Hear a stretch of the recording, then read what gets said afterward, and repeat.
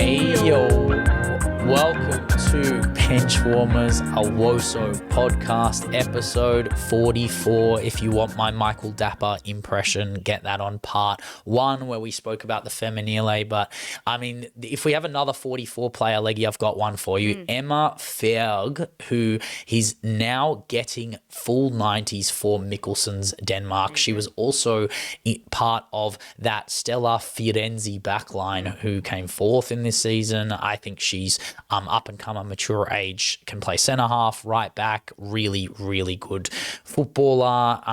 44 is a tough number. It's a tough number to find. I feel like it's usually it's usually NWSL is not fair because they have every number from 1 to 100 million. Yeah. But the issue I have is with like 44 is it's usually academy players. You don't get like mature age, just like Sophie one Harwood game players. For Arsenal, who recently left us, was 44. Yeah, see, that's just like, I said Cody Thomas in the last part, but now we are going to do some watches because there was football on.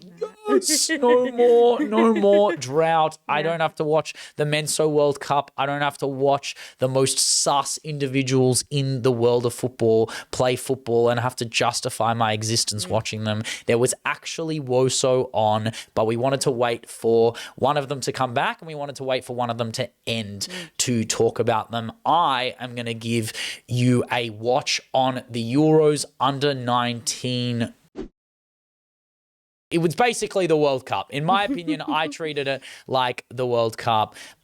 This was unbelievable. This is, if you want to career mode yourself, if you want to see some of the best young talents in Europe come through, I mean, this is where to do it.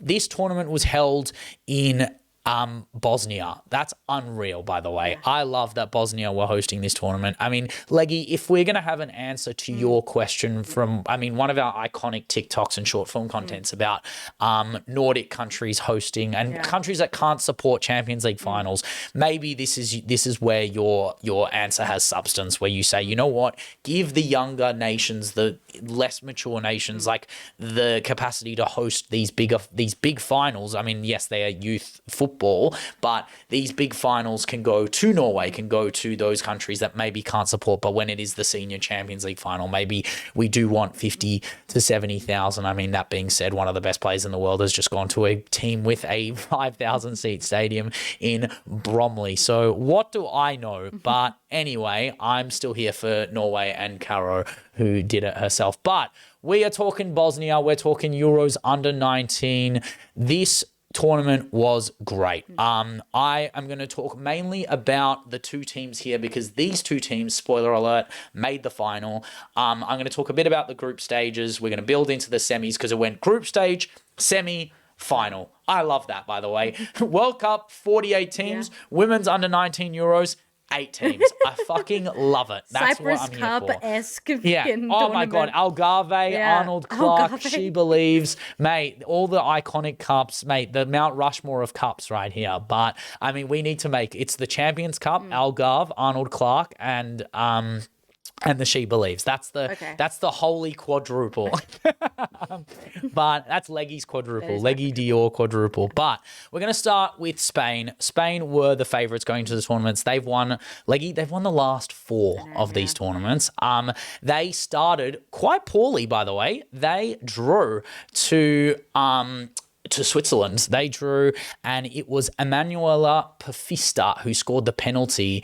And this was such an interesting game because everything about this game was talking about how Spain were going into this the favourites. They were going to do the business. They were going to hold off all the semblance of criticism against them and all the youngsters coming up through the ranks and what it was going to mean for a team like a team like Spain that is built of basically La Masia and Real Madrid's Di Stefano Academy with a few others on the side, one of which is my favourite up-and-coming footballer outside of the big two El Clasico sides. But I think that the way in which they handled the first game was very much reminiscent of Argentina versus Saudi Arabia in that tournament in 2022, reminiscent of the way that the US played in Australia in the 2023 World Cup. Like, just didn't kick into gear straight away, didn't really play the right football that was conducive to them scoring their best chances. I think that's what was really the issue, right? Is that I didn't think that they were gonna hold off a team like, if they weren't going to hold off Switzerland, who, I mean, managed to score an amazing goal to open the scoring in Emily Messe. By the way, where is she doing her academy, Leggy?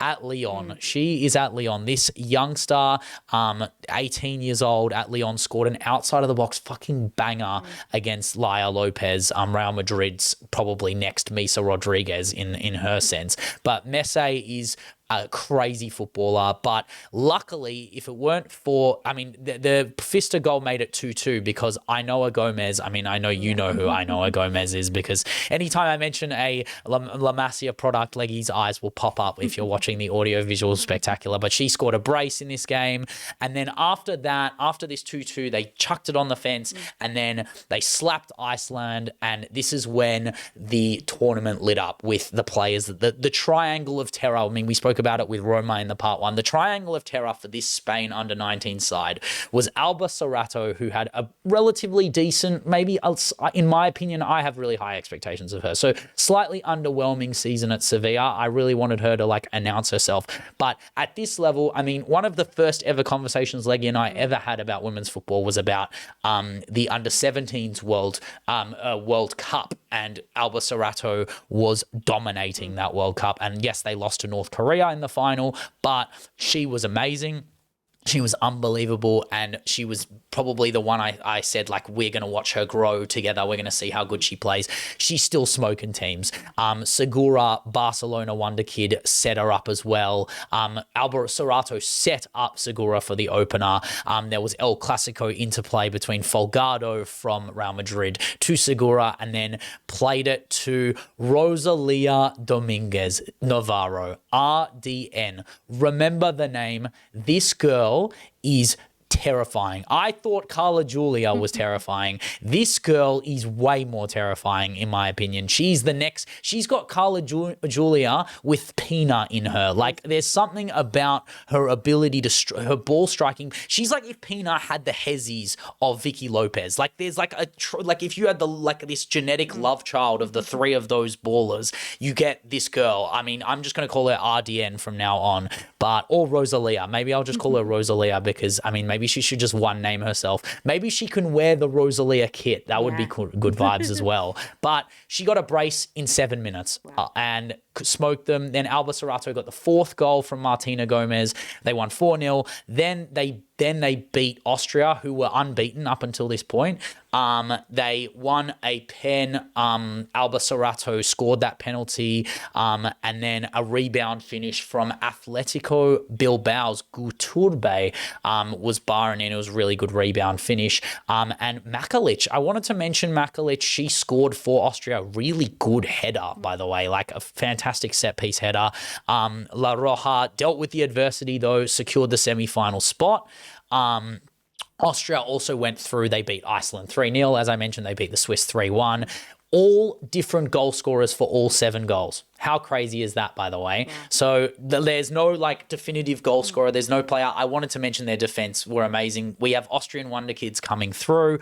Zinsberger, you can sit down. It's okay. We have godly Austrian talent coming through. I mean, you even mentioned Larissa Rusek. We are going to be eating Austria for a few years. It's going to be good fun watching these talents come through.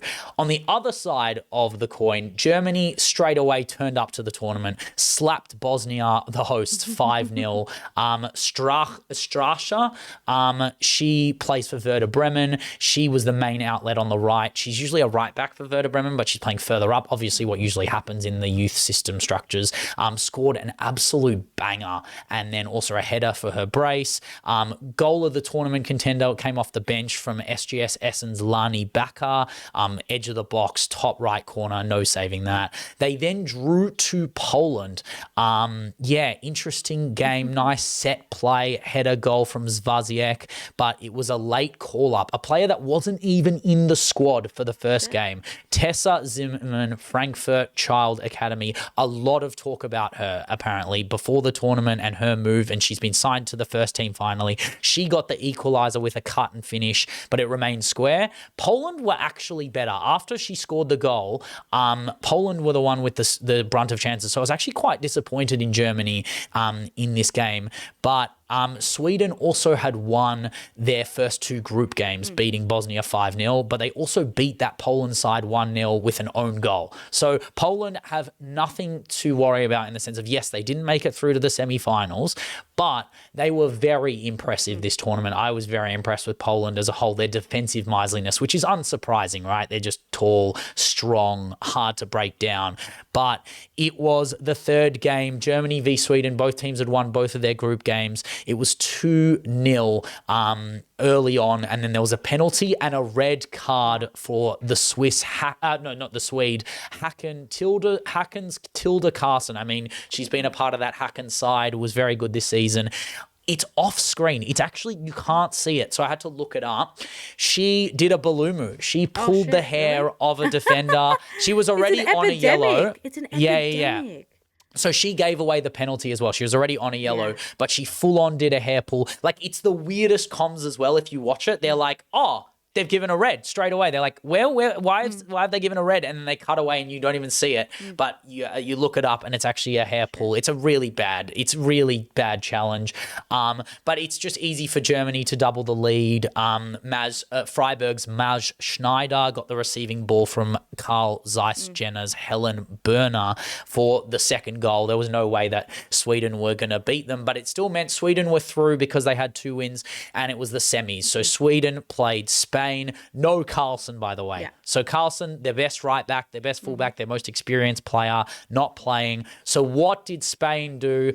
They absolutely abused the right side of Sweden. I felt so bad. Nicola Koch, you are not a bad footballer, but my God, did they not respect you? And this goal that they scored. So Rosalia does a Foden-like assist here. So Rosalia beats Koch around the side, runs byline, finds Serato. Serato is facing the complete wrong way to the goal, and she phase optic 360 no scopes this strike. I don't know how she scores this goal. I can't explain how this goal's gone in, but it's still an assist nonetheless for Rosalia. Shout out to her. She had an amazing tournament, and Serato is back. I'm like watching this game. I'm like, Serato is balling out. It was relentless attacks from La Roja. They absolutely smoked Sweden 3-0 in this semi-final. The second goal is goal of the tournament. So Irune Dorado, who was injured for early parts of this tournament, I don't know if it was a fitness thing. I don't know if it was that, but she ended up playing in this semi-final, and she played the final as well. But Dorado gives Rosalia the ball, RDN. She sees the space central. She's 35 yards out. She cuts inside. She drives to 25, and honestly, if I told someone that this was Claudia Pina, they would agree. This strike is disgusting. It's a disgusting goal. It is top right corner, doubles the lead. They seal it. They set up the third with some technical skill. And who is it? It's Rosalia again. She's right side with, they took off Koch at halftime. She couldn't handle it, and the manager made the decision. The next right back, the next victim of Rosalia's torment, she's face-to-face, 1v1 with her. She heads his left, heads his right, does 2 step overs, shifts onto her right foot, crosses it in, and who scores? Ainhoa Gomez. Oh my God, Barcelona 30-31 is this. It's these two right here. But these three, Alba Serato, Ainhoa Gomez, and Rosalia are going to take over Spain. They're going to be the next La Roja run, and I'm terrified for that. On the other side of the coin, Germany, very, very tough watch this game against Austria. They had so many chances. Oh my God. Memminger hit the crossbar from distance in the 88th. Obviously, I don't know if anyone knows this about me, or maybe I've mentioned it before. I was rooting for Austria. I am Austrian. I did just get my Austrian passport. But shout out to Denise Luger, who scored. It was so close. I thought it was in. I was like celebrating, and then I went back. It was 0-0. though I didn't understand why it wasn't in. But this long shot is so deceptively weird. I thought it was like top left bins near post. To strike a ball with your right foot on the left side to the top left corner is such disrespect, but it hit the side netting just. It was just off in the 89th minute. It went to extra time. Shout out to Annika Hofschweiger, who, by the way, this is my up and coming defender in Woso, I reckon, and she's going to be the best defender for Austria. Memminger is 1-on-1, and Hofschweiger makes this amazing chase down challenge block, which was insane in I think it would have been the 65th minute. But in extra time, Schafer, sadly, good player, but got lost for Muller's corner. By the way, Muller, Nicoletta Muller, I forgot who she plays for, but her crosses this entire tournament were like Declan Rice crosses. And also for Germany, that's what they need, right? They need a good aerial threat. So I reckon we'll be seeing more of Muller. But Memminger, the chosen one for Germany, was at the back post, got the winner, 110th minute to send them in the final. They deserve to go through. Obviously, they smacked up Austria for shots, but it was Germany versus Spain. I would love to say this was close. And right, Spain does win. Spain wins 1-0, fifth Euros title. Amazing for them. The scoreline is so flattering to Germany and also is an immense credit. I don't know who got player of the match. I assume it was Dorado because she scored, but also Rosalia was unbelievable again. I mean, just watch highlights of Rosalia Dominguez Navarro in this tournament. Anyone who wants to watch that, amazing. But Janne Krumme, Frankfurt's goalie, 10 saves, by the way, 10 saves in a final. They had 20 shots to 2 in this final, by the way. Even though Germany had 45% possession, they couldn't get any shots off. Their defense was so insane, though the save that Laia Lopez made was Kadakoi-esque. Wow. Shit. It was like the fifth or 11th minute of the game. It was early on. This Muller corner goes to the back post. It's a perfect corner. She comes in, Stasha, and heads the ball. It's point blank range, and Laia Lopez taps it up and screams at everyone like she's Misa, a mixer of Misa and Koi. But it was an unbelievable save. I mean, both keepers were on display today. Janne Krumme saved what I think was save of the tournament, where Rosalia was on a run, best player in the tournament. She cuts inside. Instead of going far post like she's done 3 times this tournament, she goes low driven near post, and I think she caught her off guard, but she still makes the save deep low to the bottom right. It's the best save of the tournament in my opinion.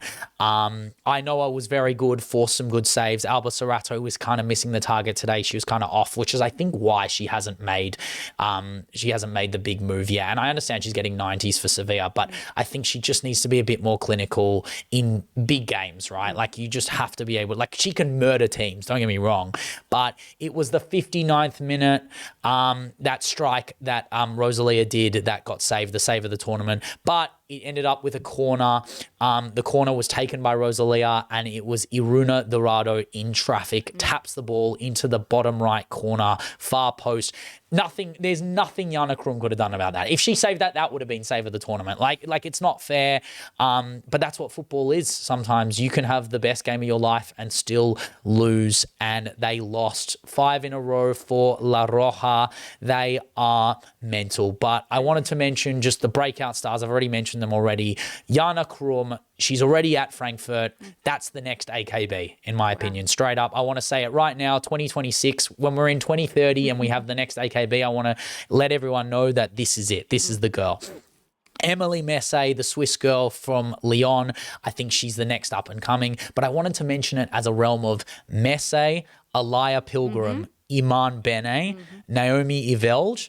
I wish they still had PR. Imagine the Swiss still had PR. My God, they're going to have a Swiss dynasty. I am so here for it. Granit Xhaka era content. That's what I want. I want the magic. I mean, Albanian legend, let's be real. But the Holy Trinity, so I was going to say those are the 2-3, but the Holy Trinity, I've mentioned them already.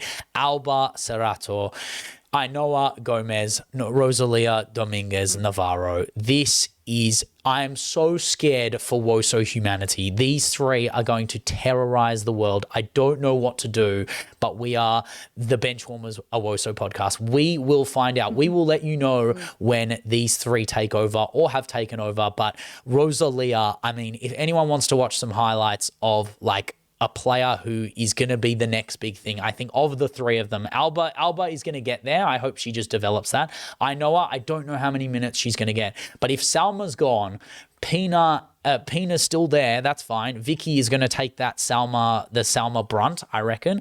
But that means at the end of the season, you know, when what Barcelona does, they chuck in their kids. This girl, RDN, is going to, I'm telling you now, she's going to have a Carla Julia-like season. Crazy. I think that the under-19s tournament is such an important tournament to watch if you care about what will be the future of women's football, of basically any generation. I think from really what I believe the inception to be the real great era of women's football from 2019 onwards, you're seeing 2017, I should say. You're seeing greatness coming from the under 19s ranks and moving up and doing what we would expect. You can't just have 19-year-olds and 20-year-olds and 21-year-olds filling the national teams of your side because they don't have the experience, and where do they get it from? It's these under 19 tournaments. And I think it's really interesting. No England, no Netherlands, like these big teams that you would usually expect to be participating are not participating. Yes, we see them dominating the under 23s tournaments. I recognize that, you know, England had just had great success in the under 23 version of this tournament, but it is very interesting to see that the teams that we kind of expect to do well, obviously Spain's are doing well, but the teams that we would expect to do well on the like what we would call the senior national team levels are not doing as well in the youth competitions. And I wonder whether that's indicative of investment or whether it's more so maybe generational. These teams are now phasing out of that particular golden generation, and we're now seeing the Austrias, the Polands, the Swiss, they're coming in and they're doing what these other teams are leaving behind. I mean, the only thing I wanted to mention is basically tracking off what Lorena said, right? Lorena is who I consider the best footballer I've ever seen and I've ever watched, and I've watched her with my own eyes, even when she was injured post ACL. Like, she's just unbelievable. Her and Bonmati are the two best footballers I've ever seen. Even they, two of the people I probably respect most in the sport, when they talk, say that these kids are going to be better than us. They know that they didn't have the facilities, the experiences, the capacities, the care, the knowledge, the research. I mean, we're going to talk a little bit about that in the last part of the podcast because, I mean, there's an interesting way to go about it. But ultimately, these kids coming through, there's a reason why I'm saying Rosalia Dominguez is going to be the next big thing, because she's gone through a full cycle. She's gone through the pathway the way it's supposed to be intended. And the players that facilitate for her will be better. And everyone will talk about Alexia and that era and the numbers that they got as a team. Oh, Barcelona won all these leagues and stuff in like prehistoric ball where they scored 130 goals and conceded 9. And it's like, I understand that will go down, but the ability won't change. Like, I think it will be, they will be as good. I don't know if they could be better. I don't know. Maybe I'm a bit shilling of what I think Alexia and Aitana are, and I don't think we realize how good we have it until it's gone. But I do think that the potential is there. But I also want to mention, I mean, you said why it's important to watch these tournaments. The player of the tournament throughout history of this under-19s Euros tournament and top goal scorers of this tournament, I want to mention a few of them. So if we're going, like, it's been going since 2002, I'm going to mention a few names from a few different years. So 2007, Ellen White, top goal scorer in this tournament. 2009, Sophia Jacobson. 2014, Viv Miedemar. 2015, Stina Blackstenius. 2016, Marie Antoinette Katoto. 2017, by the way, insane, Patri Guiharo, top goal scorer in that tournament. Yeah. 2019, Melvine Mallard. 2025, Liana Joseph. Like, these are footballers that are amazingly talented. Player of the tournament, it gets much better, right? We're talking Anya Mittag back in the day, Sarah Buardi, we're talking in the early 2000s. But then 2009, Ramona Bachmann. We're talking 2013, Sandy Toletti. 2014, Miedemar. 2015, Stenius. Obviously, Katoto Guiharo. Last year, it was Daniela Agote. Obviously, Serato was playing in the under-17s. But last year was Maylene Mendy player of the tournament. Now it's Rosalina Dominguez Navarro. And Liana Joseph is, bar the ACL, the way she was going about her football at the start of this season, I was terrified of what she might turn into. But this is where they come from. This is where the players come from. They come from here, and they knew Guiharo was going to be the level she is now, and I'm actually excited to see how good Guiharo will be this season. I think this is now that Lorena is gone, there is a genuine case of she's captain. Guiharo as the captain going for what I think should be at some point a rightful Ballon d'Or. There is just a Ballon d'Or shaped hole in her career, her cabinet, and it's a bit disappointing because of Rodri has won a Ballon d'Or, right? Yeah. Like it's the position is respected on one side of the game, but then we still go goals, assists in the other side of the game. So I wonder if that will change narratives, especially with Alexia gone. It's no longer APA, it's APC, which is not much different, to be honest, because that's how good she is. But yeah, that is all I have for the under-19s Euros watch. I had so much fun covering this mini tourney. I think we just need them. The fact that they have them every year, I fucking love it. That's why I love it. True. Is that, it's just fun every year. It's good stuff. And you just get to see the next big talents in the game, which is almost like, I don't know, everyone who loves being like having that, like I don't do it. I definitely do it for the receipts. Of course I do it for the receipts. I want to be like, I knew it. I saw this player before all of you and I knew it. But everyone knows Rosalia Dominguez. If you're in La Masia, that's the way. But I'm putting my back on a player like Jana Krumme being that good. But then the other one I wanted to mention was Annika Hofschweiger. I really hope she turns into the player that, like, of the games I watched, the highlights I watched, the glimpses of that Germany-Austria game that was really fun. I think she had an amazing match, and I'm hoping that she becomes a defender worthy of that performance.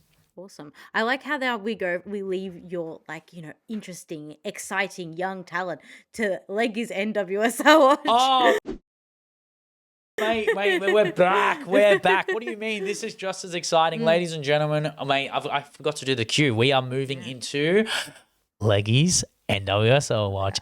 It's back. It's bigger. It's better. It's too much for Trinity Rodman. Oh, man. That was really I'm good. so excited, mate. My pronouns are LG. Mate, this is the best league in the world if you ask every American in the world. True. If you ask Alex Morgan, which I will get onto that later. But mate, after a month of the NWSL being out, it's back. And if for some reason you wanted to watch football in the USA without feeling like an immoral bastard, you can watch the NWSL. And genuinely, so moral. Spirit are so moral. We're here for it. They are more moral. I remember when Alex Morgan tweeted out the NWSL and was like, guys, rescind my red card. They didn't do that. Maybe if Alex Morgan were the president of the United States. Yeah, you know what? Maybe that's what was missing. See, that's why Corbyn and Carly Lloyd, they know what to do. They know how to get out of red cards the way that we don't understand. Landon Ball, it's unstoppable. But to be honest, let's be real. Yeah, you're kind of right. Maybe it is Washington Spirit, US men's national team, and then Angel City. Where's Tobin Heath in all of that? That's Tobin Heath. Oh my God, Tobin Heath saying we need to support the men so we make more money. Genius, absolute genius. That collective bargaining agreement, balling out and Tobin Heath advocating for the men just so that the women can make more money might be my favorite like uncensored moment of the World Cup. I kind of rate it as well. But also Kristen Press did some good analysis on that whole Balogun situation, which we'll talk about later on. But Leggy, kick us off. Which game are we starting with in the National Women's Soccer Northwestern Soccer League, Super Lesbians? You know what it is. It's all the names, right? It's unbelievable. Yeah. We're starting off with a very leggy game. We're starting off with San Diego and Gotham.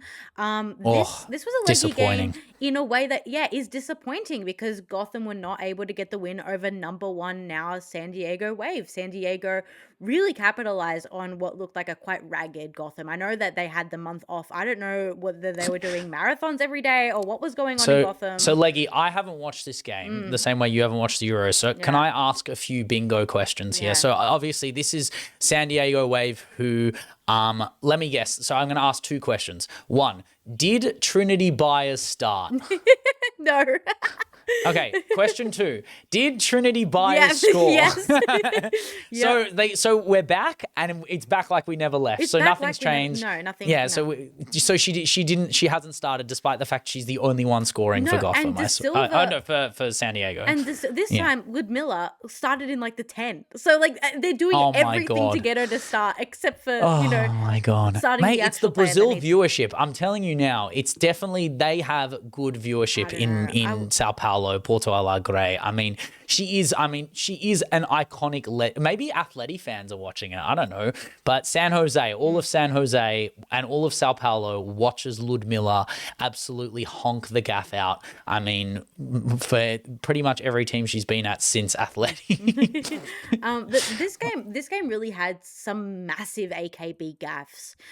Very reminiscent of the last time AKB did a gaff. Because they're all the same. She comes out of her goal too much. This time it was quite horrendous though. This time, Ben, it was her coming out near. Do I have to watch this? Should I get this up? Yeah. Okay. She came out basically to the halfway line. Gets the ball.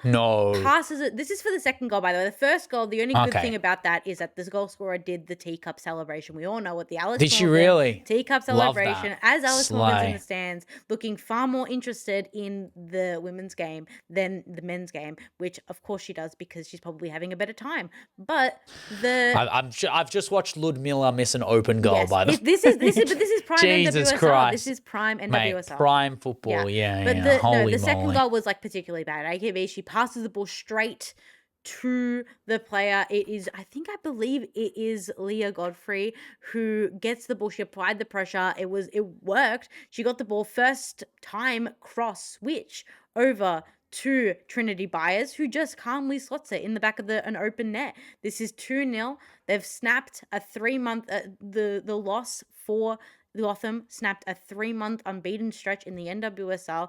They had won 5 games and drawn 1 since April 4th. Crazy. And that's kind of crazy thinking about the fact that there only 3 other teams have scored less than Gotham FC. So like that's pretty crazy as well of a stat. But I mean, it's quite interesting. I wonder how the Sam Kerr of it all will change that. And obviously, Guro is coming into her fitness and her form. I think Lavelle is the one that kind of has to step up. I don't know what's happened to her form. Obviously, this is the thing I have, right? Lavelle's best is arguably the best that the US women's national team has to offer in that position, which is scary to say considering how many options they have in the 10. But I don't know if it's just a given that Lavelle has to be in the World Cup side, considering if they're not good enough. Obviously, if they make 8th straight away, she's in, right? That's fine. But if they don't make the playoffs and she's not part of their goal contribution the way they should be, it's just a bit disappointing. It's a bit not like. It's not Lavelle-like to, like, it is Lavelle-like to go in patches of form and then come back when it matters. It is a bit like the LJ of it all, the best of the best of it all. But I do think that, Gotham, I mean, all of their form, all the leaders, it's AKB as well. I've just seen the absolute blunder. It is, I love watching her sprint back. That might be the fastest she's run in her entire, last 5 years of football. That's maybe the fastest track back I've seen. By the way, to say that the first goal wasn't a good goal, it's a pretty good strike from distance. I think it's quite impressive. The teacup celebration is fun, but the long distance strike is great. But Gotham have a lot of work to do if they're gonna, I don't know, yes, they're top 4, but I don't know, against the best of the best, do they have what it takes in terms of, winning the NWSL? It doesn't matter. No. I understand in the playoffs, but is that all they are at this point? Are they just a playoff side? I understand that they're, with the signings that they've made. But how much are you investing until you're no longer a playoff side? Yeah, I get it. I just feel like there's no level of competition that in the NWSL where you can say that you're markedly ahead of your opposition when it comes to signings. Like, you make a Sam Kerr signing, someone's going to make an even bigger signing in 12 months' time. Like, it doesn't really work like that. So what I think Yeah. Gotham are doing, even with the signing of Sam Kerr, like, we may not, as Matilda's fans, really recognize this, but Sam Kerr came into the NWSL as an underdog. And I think that she will try true. I think she will try to finish her career off kind of reclaiming that mantle. I'm the underdog. I'm going to do it when everyone else kind of wrote me off. And I think that that's fair. She did that in the last season at Chelsea that's as a good well. I philosophy think to have for everyone wrote her off. We wrote her off, and her last 15 games of the season were honestly nothing short of miraculous, in my opinion. Like it's kind of insane that she actually clawed back to form so well that she became a commodity for the NWSL to decide that she's good enough. She was always going to be a commodity. But I guess No. But like, let's say she didn't play well in that 15 games. Yes, she'd be in the NWSL, but it would be like a graceful, you're not good enough for Chelsea now. No offense. And that's it. Her last 15 games was like, she's like Caitlin Ford playing for a fucking contract. Like, it's like serious. Like, Sam Kerr playing for a contract and playing for extra money is on the line like that. Like, I hope that Gotham, like, they're not that far behind the wave. Yes, they're also not that far behind, like, in going into ninth, right? Like, that's the thing about the NWSL, is that there is clearly a two-tiered system between, I think, anyone below Orlando is kind of mid, and then everything above that is kind of even. To be honest, anyone can beat each other on a given day. Yes, Wave are at the top right now. I think Portland are amazing. I think if KC are in the top 8, you should be afraid, and I love the way that they go about their football. But my thing with Gotham is, if you're signing Guro, you're signing Sam, you put all the money on Jaden Shaw, you cannot be seen the same way. You are no longer we're Orlando. We're just like Orlando. Like, that's not fair. You can't do that. Like, they have to be winning something bigger. Well, I mean, and I hope that they do, because they have a stadium for that. Zoran, the GOAT Mamdani, announced Gotham will be playing and moving to Etihad Park in New York City in 2028. He was wearing the jacket in a few interviews as well. He had the Loved scarf. it. Yeah. The stadium will probably be built and played in before Manchester City women play more than 5 games in their own Etihad Stadium. So... Oh, wow. At least we don't lose in our Etihad Stadium. That's what's going to happen. They're going to lose games in their Etihad Stadium. We don't lose in the Etihad, mate. Not in the great Mumdanistan. They're winning the freaking double. No. I was about to mention, I don't know why it's called the Etihad Stadium. It should really be called the Zoranistan Stadium. Zoran Stadion. That's what it should be. Yeah. Mumdani Stadion. That's the one. All right. We gotta bump onto the next game. Who have you got? For me? I think someone that you will enjoy, because this isn't really 2 teams. This is really just one player doing an absolute job. Chicago Stars versus Utah Royals. I would have bagged this in as an easy win for Utah. Yeah, surely Utah top 4. They were top 2 at the start of this week. But they had 7 players out this week, including obviously Mina Tanaka and 3 additional starters. And Chicago Stars, particularly Jordan Hartimer, took advantage of that. I did see this. Yeah, Canadian GOAT. That's why. 2 Canadian GOATs in this game. Chloe Lacasse scored Chloe as Lacasse well, on the other side. Yeah, smoking. NW is not just America, guys. It's not. It's the red and white, great Canada. White North. Mallory Swanson, decent too. I think she was setting up really well. I wonder I don't know. What do you think of Chicago now with the signing of Uabi? Do you think that they're a bit more like hit and miss now when they're on and off? But if they add Uabi to this mix, do you think it gets them away from? Does it get them above Legacy? Does it get them near Dash Seattle? No, you think they're still too far behind? This is way too far behind. But I think that this game, why I didn't want to put too much emphasis on it, is because of the fact that Utah had lost 7 players. And this is probably more of a problem for Utah going forward than a solution for Chicago now, because Chicago can't go into every game kind of banking on other teams losing players because of injury, and because we're, Where is Tanaka injured? Yeah, well, Tanaka was out. I believe she's injured. Oh, then it doesn't count. They played Utah's B. They played Utah's B team with Chloe Lacasse. Yeah, fair enough. Okay, so that's not fair. She needs to come back. Mina Tanaka's like top 3 in the league right now. Like, honestly, like, just it's the top 3 are pretty obvious in my opinion. But that's a crazy upset win, to be fair. yeah, I mean, Utah since she's been injured for 3 games, draw, loss. Yeah. She came back for the half. I mean, yeah, just says it all. You are no longer royal without Queen Mina. Queen Mina La Queena Tinaka. The next game is one that got a lot of traction online, Washington versus Houston, because Trinity Rodman did what she does best. She played hero for her side, scoring the opener in the 50th. And then Kate Fazee scored a late equalizer for Houston. But of course, Trinity Rodman, everyone's talking about this last minute winner. I want to talk about it for Shelton was talking about this last minute winner. I want to talk about it for different reasons, guys, because this was one of the worst goals. I knew you were going to say. Not only of the week, but we of haven't the even talked season. about this goal together. Like, No. I was watching this game. I was like, when Leggy does the NWSL watch, I expect a 3-minute rant on how slow this ball was. The whole build-up. I thought my thing was on 0.5 No one speed. ran with her. No one went with her. You have to realize this is a girl with an artificial back. Come on, guys. Why? Like, I understand she's quick. She is not prime Rodman anymore. Like, I mean, yes, prime Rodman is coming. Don't get me wrong. Prime man Rodman is coming. Like, I expect it to happen. But they should have, like, I mean, shout out to Campbell, by the way, Jane Campbell, who you called her Calamity Jane a few weeks ago. That penalty save was pretty good. I'm happy with that. Agree. But I mean, oh my God, really, Houston?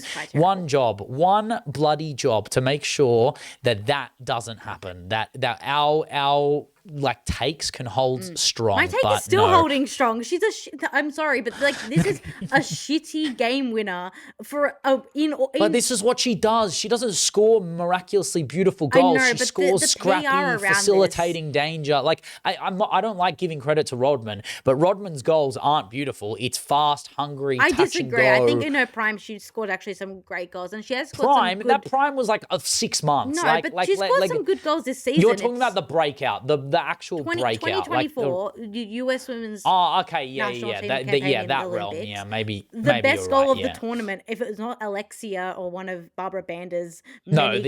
it was the Alexia free kick.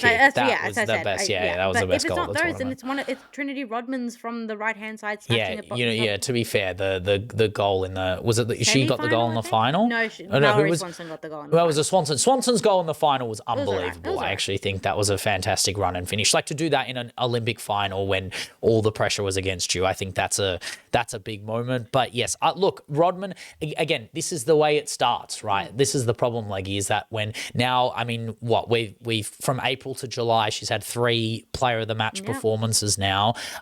Yes, I don't think she was particularly great in the Brazil games at all, in my opinion, but I think also in the Club America game was an absolute disaster for them too. But I think if she builds a semblance of form in the NWSL again, and with her PR, she will make a run for it. I hate to say it, but she'll make a run for that first team. I think that people are focusing more on Rodman's goals than the reality that Washington are in right now, because Washington have been getting some pretty narrow wins against bottom sides, 2-1s, 1-0s. I know they all count, but the problem is sign of champions or sign of things to come. Who knows? Because Washington don't care about the Houstons and the Seattles. They care about the postseason. And the postseason, if last year proved anything, is that you can't get complacent against anyone in this league. And what we've seen in the last basically 5 weeks is, yes, wins, and people can say like, yes, they're on this great winning run, or they're on this great run of form. But really, it's form that is quite indicative of what we will see in postseason and what we have been seeing in the last postseasons, which has been either very, very close wins, losses quite early on in the postseason like we saw last year, and then an inability to kind of complete the season in the way that they have been able to in the 2020s, in the early 2020s, or in 19, I think maybe 21 they won it. But basically... 21. Basically, it's how far you can go, yes, and Washington have proved that they can go that far, but it's these games, it's the Seattles, the Houstons. You can't be relying on Trinity Rodman to score that goal. Out of all the goals, that goal, she won't score that against AKB. She won't score that against a Gotham or a KC or a whoever, because that's not going to be afforded that time. But if they can't do it against Houston, who can they do it against? That's the big question. Yeah.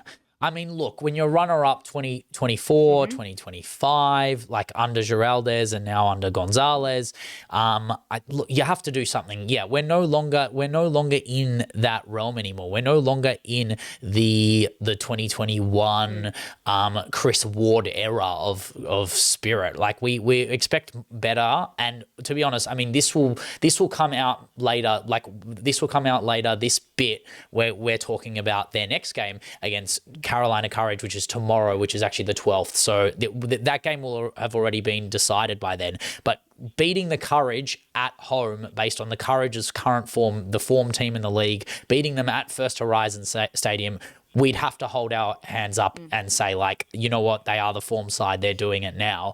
But again, this is an interesting North Carolina Courage side. I mean, especially with what's happened in the transfer market and what it means for certain players in that team with those players. I think if we go on to NC Courage versus Seattle game, I mean, 4 wins in their last 4 games, even with the departure of Manaka, Ashley Sanchez continues her MVP caliber season with another brace.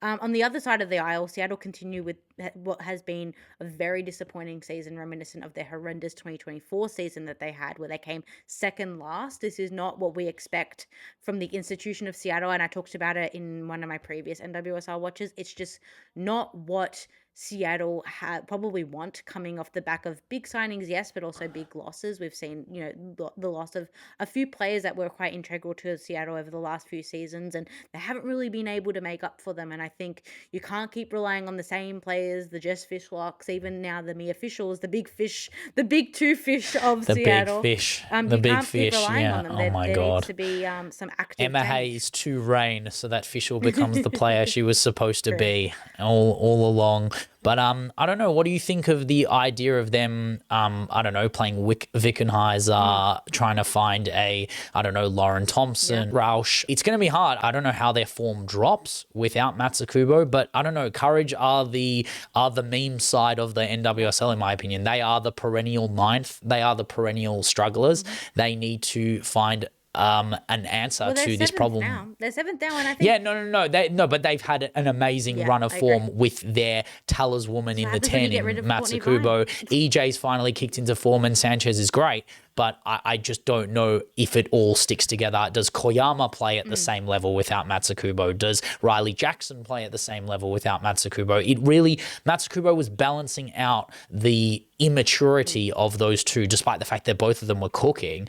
Like, Matsukubo is the tried and tested 10 in the NWSL who you kind of know, regardless of whether Courage play well, she's going to be the one who put them on the back. And I do wonder if we're going to see the devastating impacts of a player of that caliber leaving this side. I recognize that, and I think it's important to mention, but I think it's also important to say that I think both of these teams are not teams that take the short-term option. I think that NC Courage and I think that Seattle are both teams that have had success previous because of the fact that they've had long-term options and long-term priorities. And I think especially Seattle, I've seen since me following the NWSL back in like 2015, Seattle have been perennially champions. NC Courage have been there. And I think that it's important to say that these teams will go through fluctuations of success.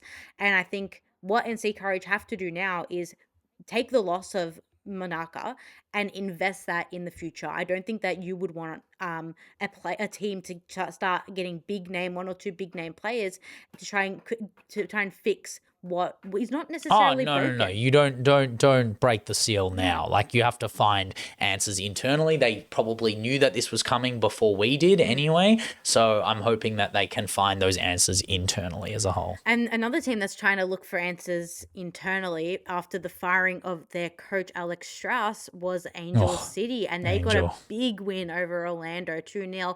And guess who came back to really show that this Angel City team is nothing without them, apparently? Mate, the JD. Yeah, the JD. Because you know what? What a baller. The form that we saw from Angel City early in the season, I said it's on Jonas Dottier. If she gets injured, which she did, they would struggle. And now she's back and they got their win. I think Orlando had a particularly poor game, but they're having a particularly poor season.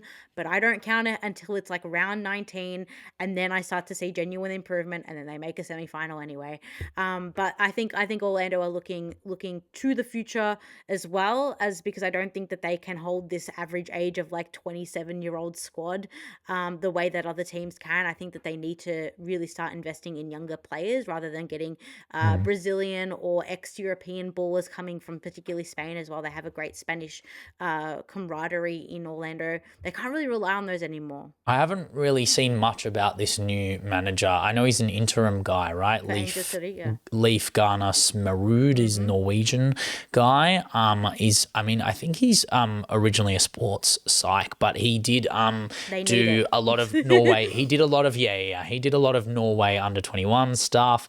He actually managed Palace in 2025, which is interesting. I mean, that interesting run maybe at that Annabelle Blanchard era of their side, and I mean ultimately was the assistant coach anyway, so took the role here, so is definitely worthy of the spot. I mean, obviously new manager bounce was always going to happen. Nyhouse is Mayara is just a very good young up and coming Brazilian. I'm excited to see that, but I don't know. Angel City are always leaving a lot to be desired as a whole, personally. I think they need to be someone that's, needs to be someone that's developing a system that is conducive to the size of the club, the financial capacities of the club. It's just, I don't know. For me, it's a bit needing more from them, needing more from everything. Yeah, exactly. And then the last game I have, KC Current versus Denver Summit, the battle of the rhyming names. You know I love a rhyme. And I know that Temwa Chawinga loves goals, and she can't stop scoring 8 goals in 9 games. Corey Bethune and Michelle Cooper combined for 2 goals. 3 consecutive wins now for Kansas City Current, who are finding their form. They are in the top 4 now. They are doing incredibly well after a pretty slow start of the season. But Denver Summit, mate, it is the summit that they're never reaching because they tried. I mean, it's first year. I'm still impressed with them regardless. I'm still, they're more impressed. I mean, Boston will build up more. I wonder, that is really the question, who finishes higher out of Denver and Boston? And right now it's Denver. Obviously, the form charts are showing otherwise. But, I mean, Denver just are a weird team that don't I don't know. They I want to see what they're like with Heaps, right? If Heaps comes through, they're going to win games. They're going to win games off the back of her. And I think, they're in and amongst and around it. They're in that little pack outside the playoffs. And Heaps will get you an extra 9 points, in my opinion, an extra 9 points that you didn't deserve. And I'm very excited to see her back at home. The fans will absolutely turn up to Denver, turn up to Dick's Sporting Goods Park, as it's famously called, to watch Lindsay Heaps, arguably the best American player of this generation. Yeah, and that's it. That's all I have. The other games were useless and not of note. And the rest don't matter. So, I mean, Leggy, I don't know if you watch. This is gonna bring out my basketball knowledge, but the probably the best basketball reactor on YouTube, Twitch, everything is Flight Reacts, and what he does when he watches a game is he introduces the players and who he knows from each team, and he goes let's say we're talking about Washington Spirit, it's Rodman, Cantore, and Giulielmo, and the rest are nobodies. Basically. But yeah, basically that's what they are. But that is all we have for Leggy's NWSL Watch for this week, and that is all we have for part 2 of the podcast.